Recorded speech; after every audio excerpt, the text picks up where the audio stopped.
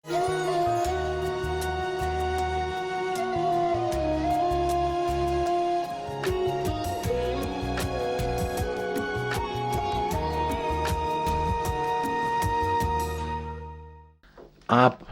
पहलवानी चाहते तो पहलवानों की दोस्ती करिए, नट नटियों का संग करना चाहते और नट नटी बनना चाहते तो नट नटियों की चित्र फिल्में देखिए। लेकिन आप सबसे ऊंचे में ऊंचे परमात्मा का सुख चाहते हैं, परमात्मा का ज्ञान चाहते हैं, परमात्मा का आनंद चाहते हैं, परमात्मा की कृपा चाहते हैं और परमात्मा को ही अपने आप में पाना चाहते हैं, तो आप परमात्मा का संग कीजिए। बोले महाराज परमात्मा का संग करा दो बाबा, मैं तैयार हूं, होण तैयार हूं, परमात्मा का संग होता है तो भगवान ने अपने संग की बात बताई। तेषाम अहम समुद्धार्ता, तेषाम अहम समुद्धार्ता, मृत्यु संसार सागरात्, मृत्यु संसार सागरा, भवामि न चिरार्थ पार्थ, भवामि न चिरात् पार्थ, मया वेशित चेतसाम, मया वेशित चेतसाम।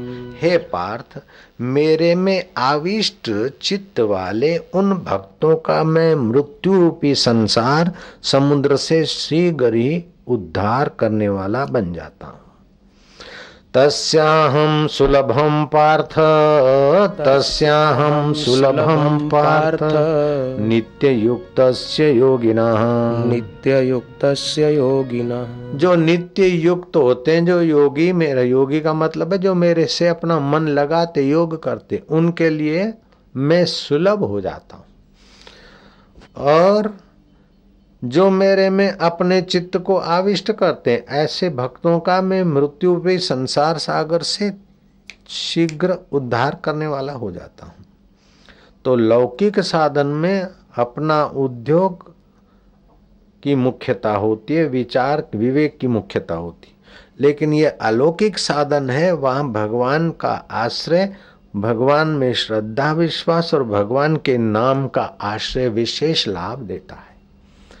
मनुष्य की विशेषता इसी में कि मनुष्य के जीवन में श्रद्धा बिना धर्म न होई। एक आदमी के पीछे एक सिपाही लगा दो, फिर भी वो गलत काम करने से नहीं बचाया जा सकता है। एक आदमी के पीछे चार सैनिक लगा दो अथवा सिपाही लगा दो, फिर भी वो आदमी ठीक ही काम करे, ये संभव नहीं है। वो 4 सिपाही भी घूस रुश्वत लेकर उसकी बातों में आकर वो भी बुराई के साथ जुड़ जाएंगे। लेकिन मनुष्य को बुराई से बचाकर ऊंचा और महान बनना है तो उसके हृदय में धर्म चाहिए, ये करो ये न करो। अभी ये जो सेवा का कार्य करवाया किसी सरकारी डंडे के बल से तुमने किया है या सेनापति या सिपाहियों के दबाव में आकर किया है? नहीं, आपसे जो सेवा कार्य करवा रहा है ये भी तो धर्म करवा रहा है, भगवान के नाम से कर रहे हो। कितने भी कानून बना दो, कोई सरकार का बाप, कोई सिपाही के सिपाही का ताऊ मिलकर मनुष्य को निर्दोष नहीं बना सकते। निर्दोष बनाने के लिए आपके जीवन में धर्म की जरूरत है, निर्दोष परमात्मा के नाम की जरूरत है, निर्दोष परमात्मा के ज्ञान की जरूरत है, निर्दोष परमात्मा के प्रीति की जरूरत है। मनुष्य जो भी कुछ करता है रस के लिए तो करता है, मानो न मानो ये हकीकत है। सुख इंसान की जरूरत है। दुनिया में 550 करोड़ 5.5 अरब लोग हैं। एक भी बंदा मेरे सामने लाकर कोई दिखा नहीं सकता कि जो कह दे कि मैंने फलाना काम दुखी होने के लिए किया था अथवा मैं फलाना काम दुखी होने के लिए करता हूं। मिलेगा कोई समझदार बंदा? पूरी धरती का कोई बंदा हो, बंदी हो या उसका बेटा बेटी हो, 5.5 अरब लोगों में एक आदमी ये नहीं बोल सकता है कि मैं फलाना काम दुखी होने के लिए करदा सी अथवा मैंने फलाना काम दुखी होने के लिए किया था। सब लोग सुख के लिए करते। तो जीवात्मा का स्वभाव सुख रूप परमात्मा से मिलता जुलता है। लेकिन जीवात्मा शरीर को मैं मानता है, वस्तुओं को मेरा मानता है, और ये ऐसा वो ऐसा चिड़चिड़ापना करके सुख की जगह पर दुख बना लेता है, अमरता की जगह पर जन्म मरने वाला बन जाता है। जैसे पिता पुत्रों को देखकर पुत्रों के दुख को निवारने के लिए दया से भर जाए, ऐसे सृष्टिकर्ता ने सृष्टि बनाई। फिर देखा कि लोग बेचारे दुखी हैं, तो चलो फिर वहाँ उनके दुख मिटाने के लिए यज्ञ करो, तप करो, व्रत करो, दान करो। तो लोग व्रत करे, तप करे, दान करे, सुख सुविधा वृष्टि वृष्टि तो होने लगी, लेकिन एक दूसरे को देख के जलने लगे, एक दूसरे से चिढ़ने लगे। बाद में देखा कि धन होने से भी दुख नहीं मिटता, सत्ता होने से भी दुख नहीं मिटता, सौंदर्य होने से भी दुख नहीं मिटता, स्वर्ग में आने के बाद भी राग द्वेष रहता और दुख नहीं मिटता। तो दुख मिटाने का उपाय फिर खोज लिया कि सत्संग होगा तब दुख मिटेगा। बिना सत्संग के दुख नहीं मिट सकता है। विवेकानंद ने कहा कि पृथ्वी के व्यक्तियों को खाने के लिए सदाव्रत की व्यवस्था कर दो, जो उन्हें चाहिए। घर घर में एक डॉक्टर रख दो, एक एक व्यक्ति के पीछे, एक एक व्यक्ति के साथ एक एक गाड़ी रख दो, फिर भी मनुष्य जाति का दुख का अंत नहीं होगा। क्योंकि जब तक अंदर का सुख नहीं मिलेगा तो गाड़ी वाले भी, एक व्यक्ति को 3-3 गाड़ी, ऐसी विदेश में व्यक्तियां हैं, फिर भी वो बेचारे डिस्को करके सुखी होने के चक्कर में पड़ते हैं। मैं एक बड़े सेठ की बात बताता हूँ। मिलियन बिलियनर, मिलियन माना 5 करोड़, कई मिलियन, सैकड़ों मिलियन तो बिलियन होता है। ऐसा होने के बाद अपनी पत्नी थी, कई अपने सेल्समैन लड़कियां थी, कोई मैनेजर लड़की थी, उन सब की दोस्ती करने के बाद भी वो सुख के लिए झक मारने लगा। आखिर वो क्लब में जाता था और क्लब में देखा तो एक बार आए है वेरी हैप्पी, एक आई थी डांसर, स्कर्ट पहन के ऐसी थिड़कन ले, लंबे लंबे रेशमी बाल, और महाराज दांते तो यूं जरा हंसने की एक्टिंग करे तो दांत तो मानो मोतियों की कतार लगी है। बस वो तो मिलियनर फिदा हो गया उस पर। जब डांस थोड़ी पूरी हुई और वो जाने लगी तो वो साहब भी उसके पीछे मर्सिडीज गाड़ी भगाया, कहीं सुख भाग न जाए।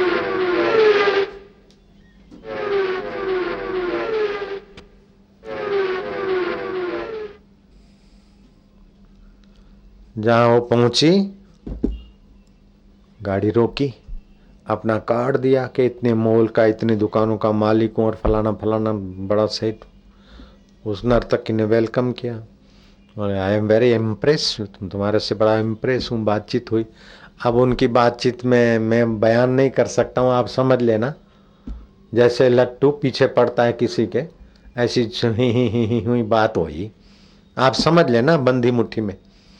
आखिर उनका लव मैरिज तय हो गया। अब उसने कहा कि इतनी ऐसी सुंदरी को छोड़कर अब अपने घर जाऊं। बोले मेरे को तो टायर्डनेस है, यहीं आराम कर लूं। उसने बोला फाइन, आई लाइक। सुबह रजिस्टर मैरिज होगा, लव मैरिज सुबह हो जाएगा, अभी यहीं है। जब उस नर्तकी ने बड़ी मेकअप करके सुंदरी हो रही थी, जब थकी तो क्या करा, उसने अपने रेशमी बालों का जो नकली खोपा चढ़ाया था वो उतारा, तो 1.5 इंच कोई काले कोई सफेद बाल। और सोने के पहले वो जो चौकट डाली थी, वो मोतियों की कली जैसे दांत चमक रहे थे, वो चौकटें निकाली, मुड्ढी वो क्यों यार, वो की करती सी तुसी। वो तो बेचारा सिर पर पैर रख के भागा। बोले क्या हुआ, सुबह रजिस्टर मैरिज करने? बोले नो नो नो कुछ नहीं। इतना कमाने के बाद, इतने लवरे लवरे करने के बाद भी सुख के पीछे भटका। वो नकली बाल और चवन्नी के दांत तुझे सुख स्वरूप दिखते हैं, ऐसे करोड़ों बाल और दांत पैदा कर करके अपनी लीला जो कर रहा है, उस लीलाधारी रब को अगर पहचानने वाला कोई संत मिल जाता, कोई सत्संग मिल जाता, कोई मंत्र दीक्षा मिल जाती, तो इतना लट्टू होकर नहीं भटकता फिरता है। वाइन तू सुख दे, हे सिगरेट तू सुख दे, हे डिस्को तू सुख दे, हे विस्की तू सुख दे, हे लव मैरिज तू सुख दे। तो सुख के लिए ही तो भागता है, पद से, प्रतिष्ठा से, कुर्सी से, सबसे सुख ही तो चाहता है। तो एक अनित्य चीजें इकट्ठी करके सुखी होने में लगना, इसको बोलते संसारी। और नित्य वस्तु का, परमात्मा का चिंतन करके अनित्य वस्तु का सदुपयोग करना सेवा में, और नित्य परमेश्वर की प्रसन्नता पाना, उसको बोलते सत्संगी। सत्संगी के घर में जाओगे, वो चाहे गरीब हो चाहे अमीर हो, तो उसके घर में जाते ही आपको उनका ऐसा नम्रता भरा, मधुरता भरा, ऐसा रसमय व्यवहार मिलेगा कि आपके चित्त में थोड़ी प्रसन्नता आएगी। और जो निगुरा है, धन का अभिमान है अथवा दरिद्रता का अभिमान है, तंदुरुस्ती का अभिमान है अथवा बीमारी का अभिमान है, ऐसे नुगरे व्यक्ति के घर जाओगे तो वो आनंद व रस व ज्ञान नहीं मिलेगा जो दीक्षा लिए हुए सत शिष्य के घर पे आनंद आएगा। भाग्य होया गुरु संत मिलाया, ओ प्रभ अविनाशी कर में पाया। थप्य न जाई की तान होई, आपे आप निरंजन सोई। जिन सेव्या तिन पाया मान, नानक गावे गुण निधान। जिन्होंने उसका सेवन किया, चिंतन किया, स्मरण किया, उन्होंने उसकी दरबार में मान पाया और यहाँ भी शांति पाई। बाकी तो नर्तकियां सुख देती तो वो बेचारी दुखी क्यों होती?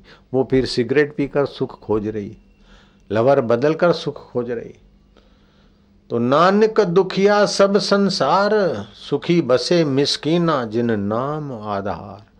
तो गुरु जब मंत्र दीक्षा देते हैं तो उसके जपने की विधि बताते, नाड़ी शुद्धि, मन शुद्धि, बुद्धि शुद्धि, और फिर जप से स्वयं की शुद्धि करके जीवात्मा को परमात्मा का चम चम चमकता ओ दिव्य आनंद और दिव्य ज्ञान का अनुभव हो, रस आने लगे।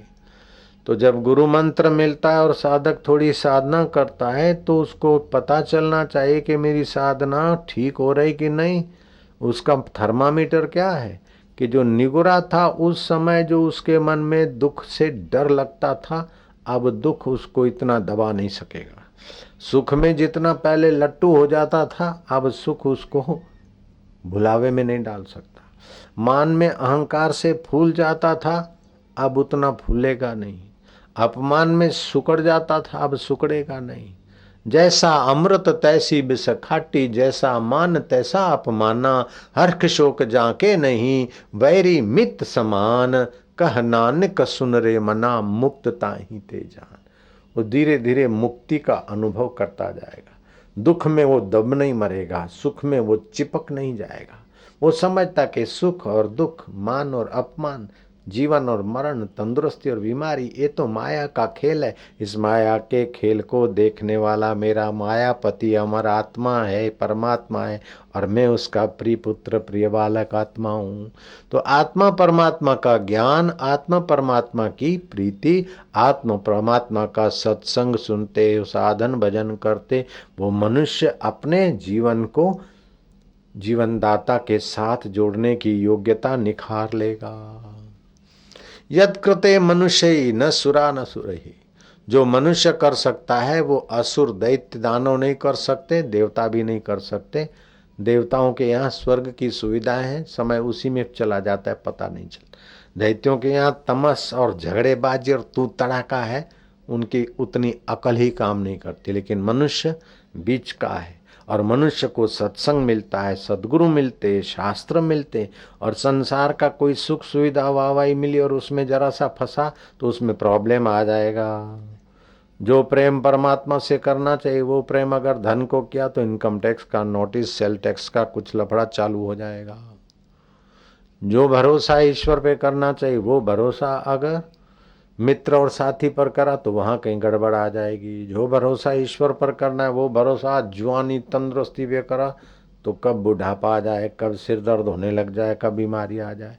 तो संसार में सुख सुविधाओं के साथ दुख और विघ्न ऐसे धर दिए कि मनुष्य कहीं भी रुके नहीं, कहीं भी फंसे नहीं। ये अमर आत्मा अपने परमात्मा को पाकर सदा के लिए सुखी हो जाए। ये कितनी सुंदर भगवान की कृपा है, रब की व्यवस्था है। जो मनुष्य पा सकता है, कर सकता है, जहां पहुंच सकता है, वहां दूसरे की इतनी ताकत नहीं। तो उस मनुष्य जीवन को सत्संग से संवारा जाए, सत सुमरण से संवारा जाए, सत्य ज्ञान से संवारा जाए। त्योहारों की अपनी विशेषता है और ये सभी साधनों में सद्भाव